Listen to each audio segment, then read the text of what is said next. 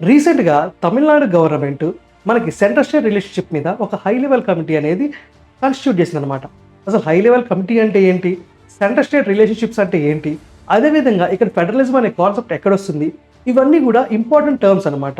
So, ఈ concepts అన్నీ గూడా మనం ఈ వీడియోలో కవర్ చేయడానికి ట్రై చేద్దాం. So, let's start one by one.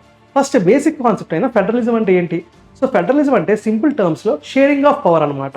ఒకవేళ లెజిస్లేటివ్ ఎగ్జిక్యూటివ్‌తో గాని, ఎగ్జిక్యూటివ్ జ్యుడిషియరీతో గాని ఏదైనా ఒక పవర్‌ని మనం షేర్ చేసుకున్నాం అనుకోండి, దాన్ని షేరింగ్ ఆఫ్ పవర్ అంటాం.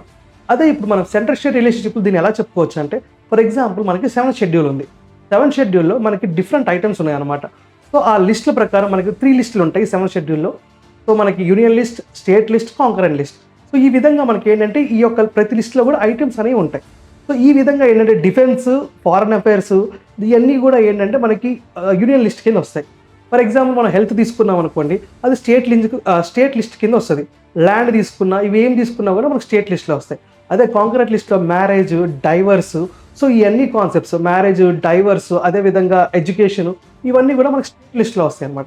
సో, ఈ విధంగా షేరింగ్ ఆఫ్ పవర్ ఎక్కడున్నా కూడా మనం దాన్ని ఫెడరలిజం అని చెప్పొచ్చనమాట.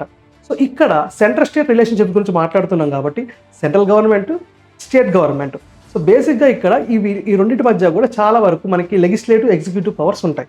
జ్యుడిషియల్ పవర్స్ ఉండవు గానీ, ఈ లెజిస్లేటివ్, ఎగ్జిక్యూటివ్ పవర్స్ షేర్ చేసుకుంటా ఉన్నారు. ఫైనాన్షియల్ యొక్క పవర్స్ కూడా షేర్ చేసుకుంటా ఉంటాయి central state relationship.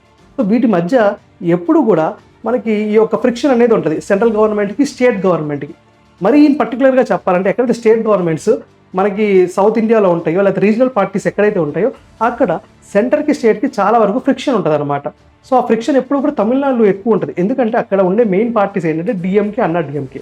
So, all India లెవెల్‌లో మనకి ఏదైతే మనకి ఎన్డీఏ ఉందో, లేకపోతే ఇప్పుడు మనకి యూపీఏ ఉందో, సో, ఆ పార్టీస్ ఏవి లేవు మేజర్ పార్టీస్ ఇక్కడ.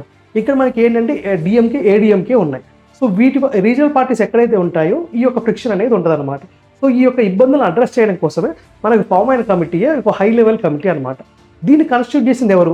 ఎంకే స్టాలిన్ గారి గవర్నమెంట్ ఈ యొక్క హై లెవెల్ కమిటీని కాన్స్టిట్యూట్ చేశారు. ఇది ఫస్ట్ టైం ఇలా జరిగింది? లేదు.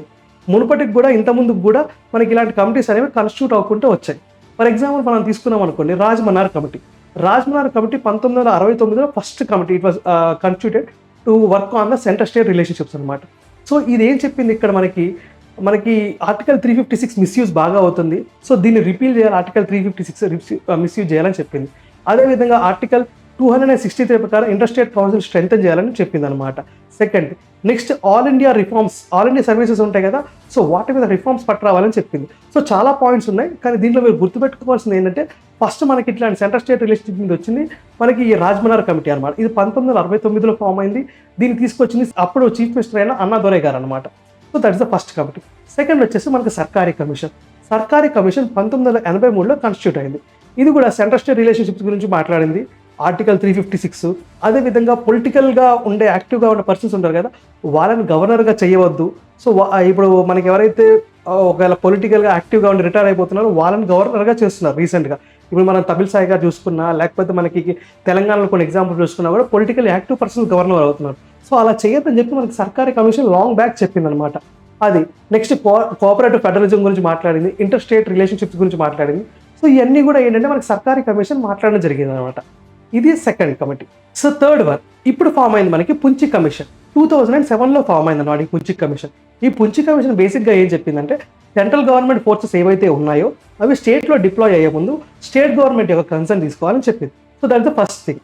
సెకండ్ ఏంటంటే, గవర్నర్ రోల్ ఏదైతే ఉంటుందో అది 5 ఇయర్స్ వరకు ఫిక్స్ చేయాలి అని చెప్పిందనమాట. సో, గవర్నర్‌ని ఎప్పుడు పడితే అప్పుడు తీసేయకూడదు. At least 5 years of term governor role serve చేసే అంత ఛాన్స్ ఇవ్వాలని చెప్పి ఈ యొక్క కమిషన్ చెప్పడం జరిగింది. నెక్స్ట్ ఏంటంటే మనకి decision on the bills. So, ఈ బిల్స్ మీద రీసెంట్‌గా కూడా మనకి ఈ యొక్క బాగా చర్చ నడుస్తుందనమాట. ఎందుకంటే తమిళనాడు గవర్నమెంట్ ఏవైతే బిల్స్ పాస్ చేసిందో అక్కడ గవర్నర్ తమిళనాడు గవర్నర్ ఆ బిల్స్‌ని 2 ఇయర్స్ వరకు విత్‌హోల్డ్ చేసి పెట్టుకున్నారు. ఆల్మోస్ట్ 12 బిల్స్ దాకా విత్‌హోల్డ్ చేసి పెట్టుకున్నారు. ఎప్పుడైతే ఈ కోర్టులో కేసు పడ్డదో, సో అప్పుడు ఆ బిల్స్‌ని మళ్ళీ ఆ బిల్స్‌ని ఏం చేశారంటే ఒక మాలిఫైడ్ వేలో ఈ బిల్స్ అన్నింటిని కూడా ప్రెసిడెంట్‌కి రిజర్వ్ చేశారనమాట. సో, ఇది ఇలా ఉండకూడదు. ఇవన్నీ కూడా బిల్స్‌ని ఇమీడియట్‌గా డిస్పోజ్ చేయాలి. ఏవైతే బిల్స్ వచ్చాయో తొందరగా గవర్నర్ తమ డెసిషన్ చెప్పాలని చెప్పి రీసెంట్ జడ్జ్‌మెంట్ వచ్చింది. సో, దీని మీద మనకి అప్పట్లో పుంచి కమిషన్ కూడా మాట్లాడిందనమాట. ఈ యొక్క బిల్స్‌ని 6 మంత్స్ లోపు అట్లీస్ట్ డిస్పోజ్ చేయాలని చెప్పి. కానీ ఇప్పుడు లేటెస్ట్ అప్డేట్ తీసుకుంటే ఆల్మోస్ట్ మనకి టైమ్ లైన్ ఇచ్చారనమాట. సో, ఆ టైమ్ లైన్ ఏంటంటే 1 మంత్ ఉంటది, లేకపోతే 3 మంత్స్ ఉంటది. సో, డిఫరెంట్ టైప్ ఆఫ్ ఉంటది. మనం దీని మీద ఆల్రెడీ ఒక వీడియో చేసాం, you can see that video. So ఈ యొక్క బిల్స్ ప్రకారం ఏంటంటే తొందరగా డిస్పోజ్ అవ్వాలన్నమాట ఈ బిల్స్. ఇది second thing. Next upgrading the finance commission. So finance commission ఏదైతే ఉంటుందో దాని యొక్క పవర్స్ పెంచాలి, దాని యొక్క ఆంబిట్ పెంచాలని చెప్పి కూడా ఈ కమిషన్ చెప్పడం జరిగింది. సో ఈ విధంగా మనకి ఏంటంటే ఇంటర్స్టేట్ కౌన్సిల్ మీద కూడా వీటన్నిటి మీద కూడా మనకి ఈ పుంచి కమిషన్ అనేది మాట్లాడడం జరిగింది అనమాట. So this is all about the committees that have been formed on the central state relationship. ఈ సెంట్రల్ స్టేట్ రిలేషన్షిప్ మీద ఇప్పుడు దాకా 3 కమిటీస్ ఫామ్ అయ్యాయి. అదేవిధంగా ఫస్ట్ ఏఆర్సీ, సెకండ్ ఏఆర్సీలో కూడా దీని గురించి మాట్లాడడం జరిగింది. ఇప్పుడు ఫామ్ అయిన ఈ యొక్క కమిషన్ ఏదైతే ఉందో హై లెవెల్ కమిటీ, సో దీని యొక్క రికమెండేషన్స్ ఎలా ఉంటాయో మనం చూడాలన్నమాట. సో ఇంకేమైనా అప్డేట్ వస్తే ఈ యొక్క విషయంలో, so we will try to make a one more video. And for more such interesting content please subscribe to arc reflection IAS. Thank you.